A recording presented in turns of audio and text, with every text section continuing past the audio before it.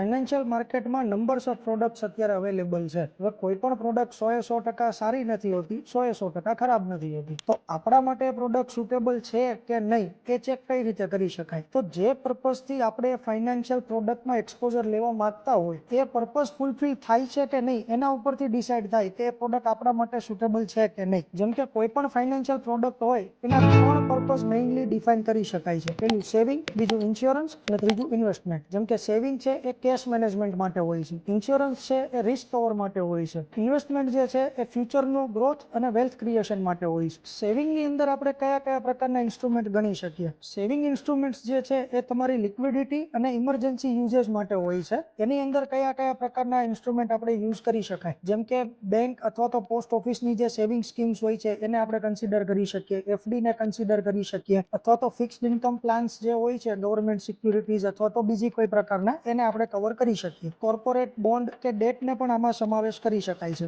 જો date fund કે આર્બિટ્રાજ ફંડનો use આપણે કરી શકીએ તો પણ આ પર્પઝ ફૂલફિલ થઈ શકતો હોય છે. ઇન્સ્યોરન્સ ઇન્સ્ટ્રુમેન્ટ જે છે એ માત્ર ને માત્ર રિસ્ક કવર માટે યુઝ કરવા જોઈએ. જેમ કે ટર્મ પ્લાન છે, હેલ્થ ઇન્સ્યોરન્સ છે, કાર ઇન્સ્યોરન્સ છે, અથવા તો એ પ્રકારના બીજા ઘણા બધા આવી શકે છે. એ માત્ર અને માત્ર તમને એક્સિડેન્ટલ ડેમેજ અથવા તો અનસર્ટેનિટીઝમાં કામ લાગે એના માટે હોય છે. ઇન્વેસ્ટમેન્ટ ઇન્સ્ટ્રુમેન્ટ જે છે એ તમારું વેલ્થ ક્રિએશન અથવા તો ફ્યુચર ગ્રોથ માટે હોય છે, જે તમારા આવનારા સમયના ખર્ચાઓ માટે તમને અત્યારથી તૈયાર કરે છે. ઇન્વેસ્ટમેન્ટની અંદર આપણે રિયલ એસ્ટેટ છે, કોમોડિટીઝ છે જેમ કે ગોલ્ડ અને સિલ્વર, અથવા તો મ્યુચ્યુઅલ ફંડ છે, સ્ટોક માર્કેટ છે, આ બધાને આપણે કન્સિડર કરી શકીએ છીએ. હવે આ તમામ અવેલેબલ ઓપ્શન્સમાંથી આપણા માટે આપણો પર્પઝ ફૂલફિલ કરી શકે એવી સુટેબલ પ્રોડક્ટ કઈ છે એ જાણવું અત્યંત જરૂરી છે, અને એ પછી જ આગળનું ફાઇનાન્શિયલ પ્લાનિંગ કરી શકાતું હોય છે. તો તમે તમારા ફાઇનાન્શિયલ પ્લાનિંગ કરવા માટે સુટેબલ પ્રોડક્ટ જો ડિસ્કસ કરવા માંગતા હોય અથવા તો આગળ વધવા માંગતા હોય, then let's connect.